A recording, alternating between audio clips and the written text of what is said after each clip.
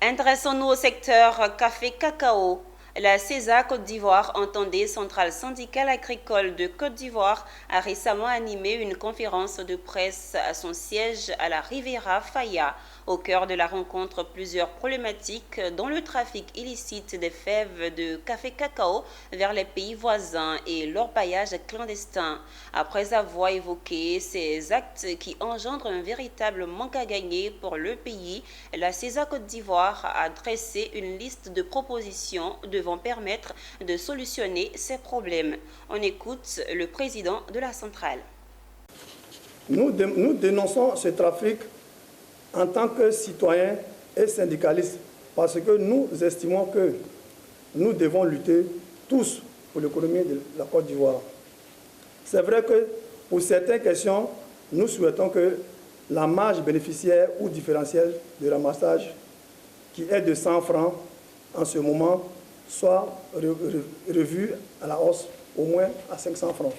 Nous demandons toujours aux producteurs agricoles de ne pas se faire complices des trafiquants, mais aussi aux autorités administratives, judiciaires et sécuritaires que disent à certaines autorités de ne pas cautionner et faciliter le trafic illicite du cacao.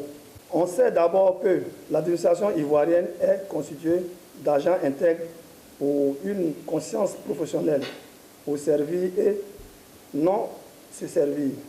Au-delà de l'actualité de ces derniers jours, ponctuée par la mise en cause de quelques agents du service public, nous devons ensemble faire front contre ces fléaux qui gangrènent dangereusement notre économie. Nous subissons beaucoup de désagréments dans nos activités de lutte contre la fuite du cacao.